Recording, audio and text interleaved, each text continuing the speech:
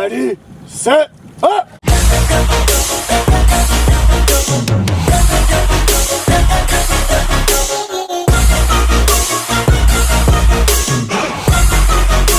So I just got to Tampa, Florida. It's around 65 degrees here for a training camp. Got my surf ski and my K1 on my truck. Really excited to be here in Tampa. It's probably one of the best places to paddle.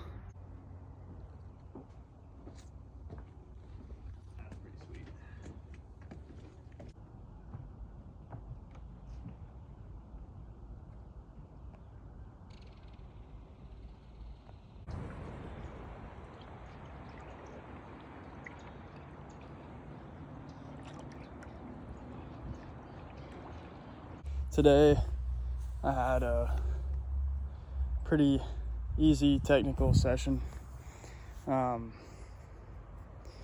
times 5K, and now before I go for my second workout, I've got to wash the baby. The salt will really affect the boat it'll decay the metal, so it's important to keep everything clean. You can see that there's a lot of crud after taking out the seat and the parts. You really want to make sure to get all of the creases cleaned with no mold or residue. And this is what it looks like before, and you guys will see what the finished product looks like here in the back. Personally, I like to use the Lysol 0% bleach. It's an all-purpose cleaner. It's good for many different things. Cabinets, ceramic tile, anything glazed. So my boat has a nice glaze over it, so this works just fine. After a couple sprays of the Lysol and scrubbing, you want to give it a nice rinse. Make sure to get the back of the boat as well. Also, if you have any parts that are metal connected to the footboard, that's also an important part. Some people use racks, kayak racks, to stand it. Really anything to hold the boat so that you can get a nice angle to clean it will work. Since I'm not at home, for me, I just use simple chairs with some foam, like so. Something easy. That way you don't have to bend over too much. Just make sure it's secure so it doesn't fall over. Next, you want to take the seat out. You can see there's a lot of salt residue that's accumulated. You want to be sure to get all these parts. The metal can rust, so you really want to clean this monthly at least.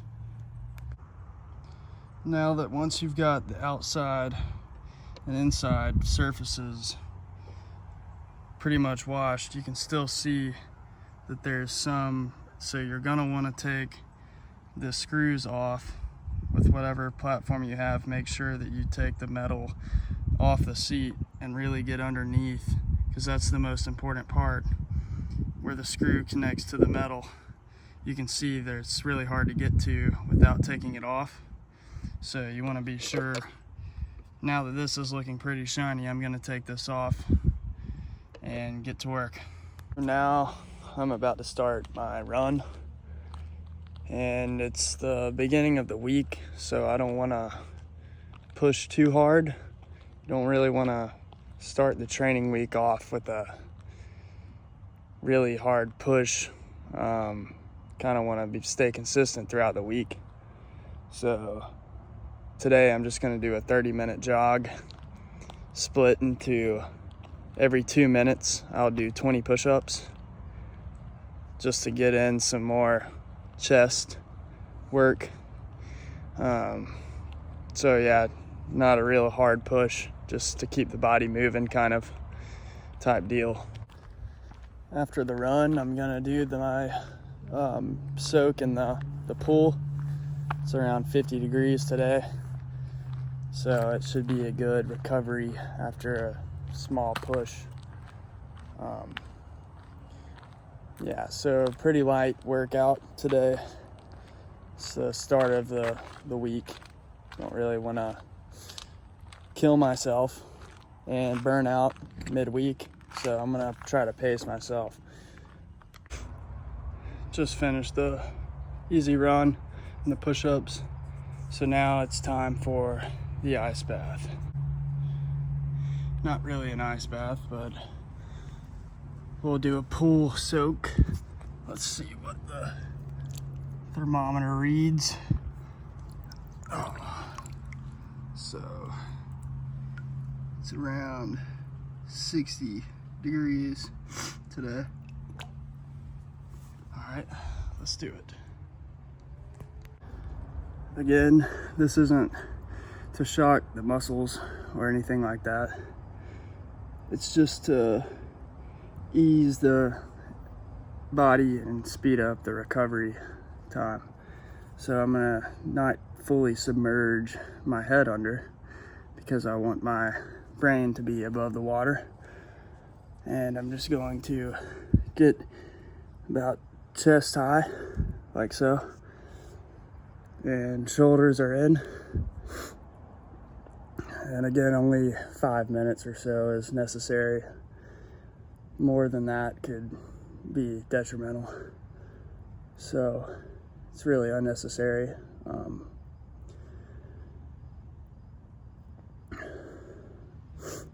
So again, today was a start of the week, so it's pretty easy. Not really gonna push myself too much at the start of the week. Just kind of get the body ready and prepared for the week to come.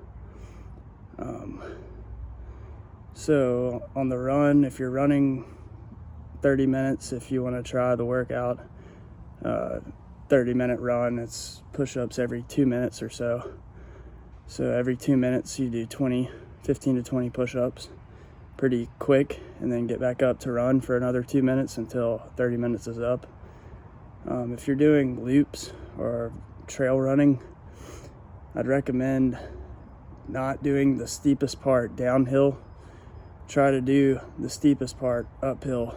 Not only is it a good workout, but it's also a good way to prevent injury, and your knees are very fragile, so the more years and time you run steep downhills, it's gonna do some work on your knees. So try to do those longer downhills or longer, less steep parts. Try to run those uphill, and the more steep parts, try to do those. More steep parts, try to do those uphill. It's not just a injury prevention, but it's also a better workout on your legs. So when you're doing 2 workouts a week, or 2 workouts a day for a week, it's pretty common to overdo the first day and then find yourself tired midweek. So my training will consist of 2 hard days and then 1 day off, or it will be a build up to the end of the week kind of push type deal. It varies, but what I find works best for me is 2 days, set 2 days with 2 workouts a day, 1 water session in the morning, and probably like a run or a gym in the afternoon. And then after those 2 days are up, I'll like to rest 1 day or just go for a light jog on the rest day. But you really want to make sure you're getting the right amount of rest on the off day, but you still want to move around a little. You don't want to just sit there the whole day. You want recover quite as quick as if you're just moving around throughout the day doing simple tasks. About 1 more minute, so I'm gonna try to fully submerge the shoulders for another minute or so. Again, this is not really too cold. I think it's unnecessary with this type of training to do a 15-20 minute 30-degree ice bath with real ice. I only see that beneficial for maybe like if you're a boxer or fighter or something and you're getting beat up. Maybe then you'll need some ice and a longer period of resting in it. But for this type of training, this is really the sweet spot, around 5 minutes and 40 to 60 degrees of water. Again, you don't want to submerge your head fully in it. Just get the heart underneath and your shoulders for around 5 minutes and you should be good. Now I'm out of the cold rinse and feeling pretty good. So now it's time to get ready to go out to eat dinner with my grandparents. I'm gonna eat somewhere, get some good food in me. I'm looking forward to it. One way I like to finish off the cold rinse is to get a nice warm shower afterwards. 1, because I'm cold, and 2, because it kind of calms me down.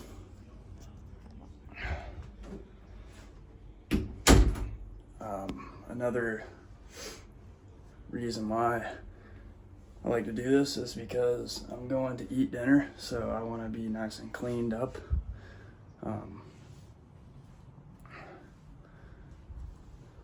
And then after the nice warm shower, I'd say a nice 15 to 20 minute stretch period will occur, and that'll lengthen the muscles out. Just got back to the house from dinner. Got some shrimp and grits, some nice protein and carbs, and right in time to watch the great show. 2024 is going to be a great year, folks.